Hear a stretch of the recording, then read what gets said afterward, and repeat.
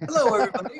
It's me, Alex, and I got my good friend Chris here with us, and we're going to be going over our home buying master plan. What I want to do real quick is this is the third of the series that we've been doing. I'm just going to quickly recap what we've talked about, and then Chris is going to get into talking about the 8 most common mistakes home buyers make.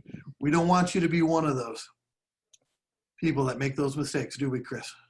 No, absolutely not.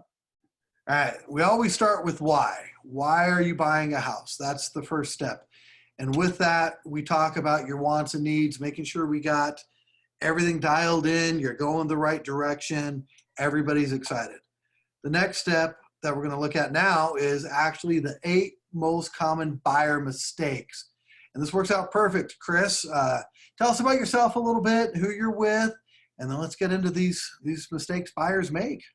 Thank you, Alex. Yes, my name is Chris Gonzalez. I'm actually with Loan Simple. I've been doing this for 15 plus years.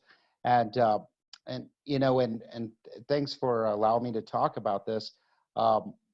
You know, my whole thing is making sure the customer and the client actually feels comfortable throughout the loan process, and stuff that won't overcome them as far as, just, we were talking a little bit about the the unforeseen and the lack of foresight of what the future might hold as far as home buying process. And we want to make sure that everybody's held hand. I'm holding their hand through the whole loan process. You know, we don't we don't want to let go of that hand, because I'm going to tell you, a lot of lenders will let go of that hand, and we don't do it over here at Loan Simple. Well, after COVID, we'll do the hand holding. You know, for now, we'll just guide you safely. Gotcha. With all our things in place. But yeah, excellent metaphor. I love that. Hey, so Chris, the most common mistake, and I would agree with this completely, is people just skipping the loan pre-approval. Why is it important to get a loan pre-approval? Well, you know, one thing is how much house can I afford? And will I be able to afford that house? And does it make sense to buy a home? You know, so the biggest thing is getting that pre-approval from any lender that you know, especially, you know, Chris over here, but getting that pre-approval is letting you look at your total, your whole life all in one, from credit to how much money you saved and to everything as a whole, and making sure that you're not going out there and buying up that $1 million house when you basically can only afford this amount of payment. So it's so important that you're comfortable with the payment, you're comfortable with the down payment, whether you need a down payment assistance or not, and it's comfortable that you need to talk to a loan officer to get that consultation going, to get that pre-approval going. Absolutely. And honestly, the way everything is right now, it is in our rules as real estate agents to not show anybody any properties without them being pre-approved. And the reason we want to do that is we don't want to take extra risks showing people houses that they may not even be able to buy. And this shows the seller that you're a serious buyer. You're serious about getting a house, and we're not just wasting people's time, especially now. I mean, that's one, I think it's rude to do anyways, is to put somebody out to look at a house you can't even buy. 2, there's a health risk going on right now as well, and we need to minimize that as much as possible. So absolutely agree. Pre-approval is big, big. I know you love this one. I've had buyers, the number 2 one, come to me, oh, I got this loan online. It was super cheap. I've got my own reasons why I hate this, but I'd love to hear your take on, you know, this mistake of picking the cheapest mortgage. You know, I think the biggest thing about this is it's hilarious, because you will have them go to Quicken, you'll have them go to all these different places, sometimes, you know, that aren't local, that, you know, that know the industry, or they're not on that call center answering those phones. A lot of hidden fees that we don't even know about. You know, are they even talking? What type of loan are you getting? What is an FHA loan? What is a conventional loan? They're going to throw out all these acronyms, and you're going to be so uncomfortable going, well, you know, you're approved, but you have MIP. Well, what is MIP? You know, why do I have to have that? What is APR? And I'm like, well, what is APR, Chris? Well, that's an annual percentage interest rate that shows how much the actual lender is charging you in closing fees. So if you have an interest rate of 3 and a 2.1 and an APR of 4.5, well, that's almost like 2 full points of closing cost points to get to that interest rate that they're charging you, but they're not going to explain that to you. And Yeah, so that would be an advantage of having somebody local is you got somebody there to explain things to you, right? Absolutely. And I think like you're saying, a lot of times the fees that they have, they're sneaky about it. There's a lot of ways these mortgage companies could be sneaky on the fees and make you believe you're getting a good deal. And like you said, it really isn't, you know, the APR versus the APY, which again is inside talk, but that shows us how expensive a loan is. And if somebody's not being honest about that, you've got no idea you're getting ripped off. right, and I fully agree with you. So I mean, I would recommend anybody going to, you know, a lender that your real estate agent actually trusts, that's, you know, where they can actually disclose that good faith estimate to you, where they can disclose that loan estimate to you with all the cost involved in the loan process. We just had a loan, and I was the selling agent, so they had the buyer, and the loan was some company out in Indiana. The guy didn't even know the person. The buyer didn't know the lender, but it was super cheap loan. We could never get we could never get a hold of that loan officer ever. So we ended up calling corporate, working our way down, filing a complaint just to be able to talk to the lender so we knew what was going on. So that was the entire process. We didn't know when we were going to close. We didn't know what was going on ever. And it was not, even the buyer was so frustrated with not being able to get a hold of his loan officer that he even said it was not worth the $1,000 I saved for all this heartache. One, he was moving from Indiana to Albuquerque. $1,000 is nothing when you look at moving cost, having to put your family up somewhere because you don't know where you're going to stay, just the stress of knowing what was going on.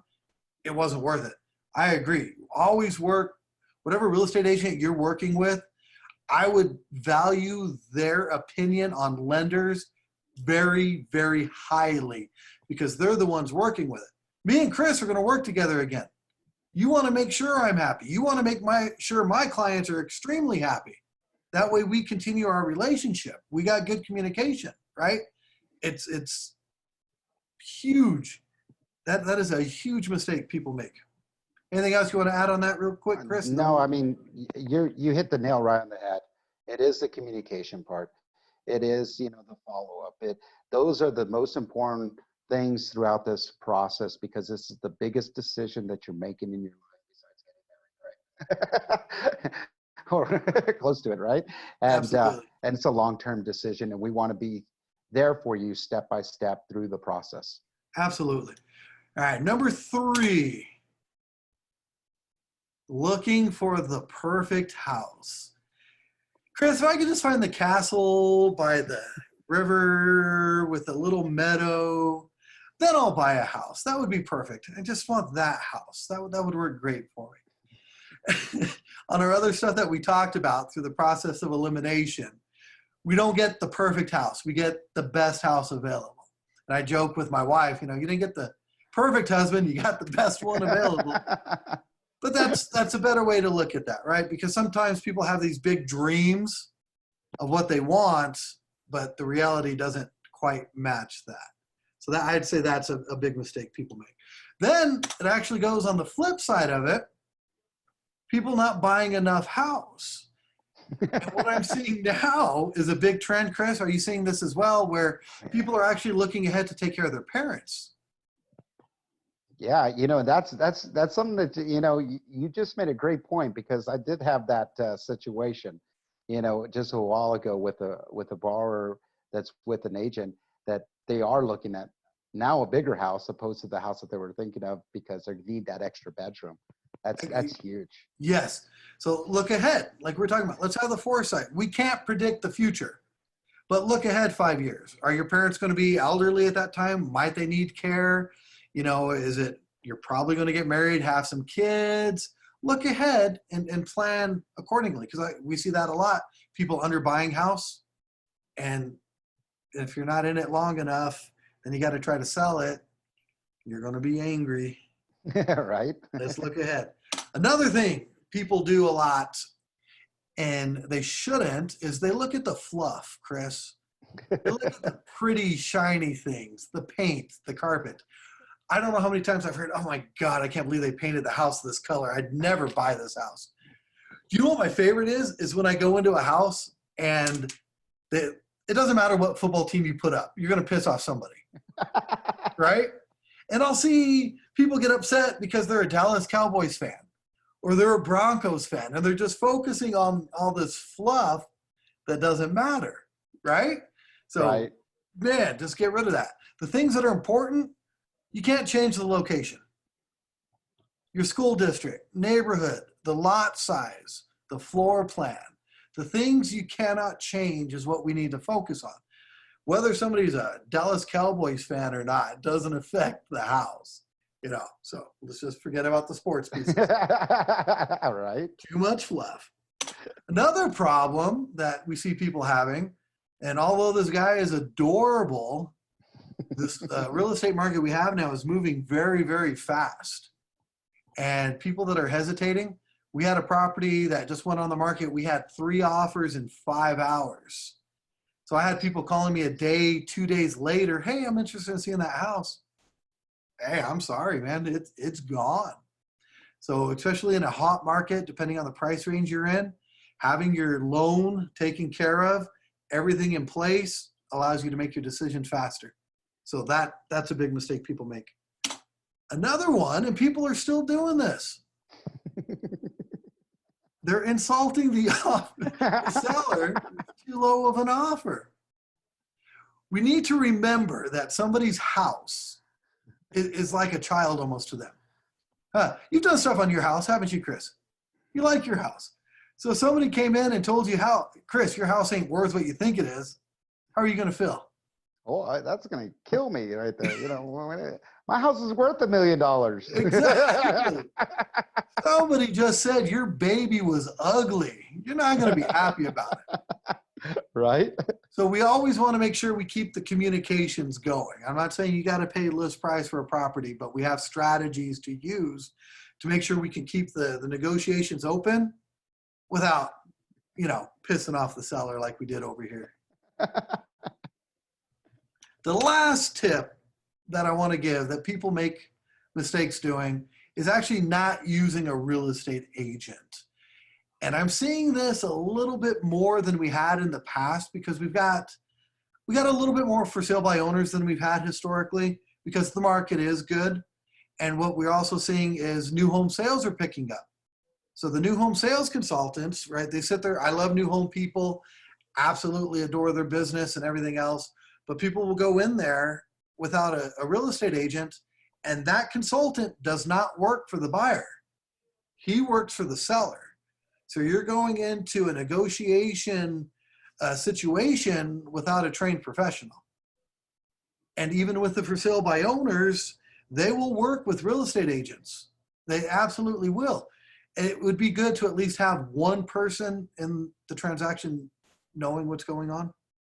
So I highly recommend using a real estate agent when you're buying a property. And 95% of the time, it doesn't even cost you anything. And it doesn't. And you're absolutely right. And that's the biggest thing as far as the for sale by owners. How is it that I'm going to write up an offer? How is it I'm going to, what am I going to put on the offer? Then all of a sudden they're calling up all this. Now they have to pay for a property attorney because they don't know if it's right that they're writing it up or what. Am I giving away the farm or what? Am I legally bounded or what? And then another piece, just like we don't disclose the sold price of houses. So how do you know if you're paying too much for a property when you're buying it from a for sale by owner? You've got no way to look up that information. You can look at Zillow, and Zillow's typically 5 to 10% over value. So, you've always got that. So there's just so many pieces of the puzzle that are unknown when you don't have professionals in your world. So first thing, let's have a professional loan officer, right? Closing, let's have a professional real estate agent. Everything in the middle, let's just focus on what's most important. So Absolutely. those are our tips for you today on home buying. Next week, what we're going to talk about is we're going to get into the home buying process a little bit. We might break that up into pieces, but I want to talk about the appraisal. I want to talk about these other parts that you're actually going to go through when you purchase your home. So if you have any questions, you can message me or Chris. We'll have our information below. And I hope this was helpful, and enjoy your home search. Enjoy your home search.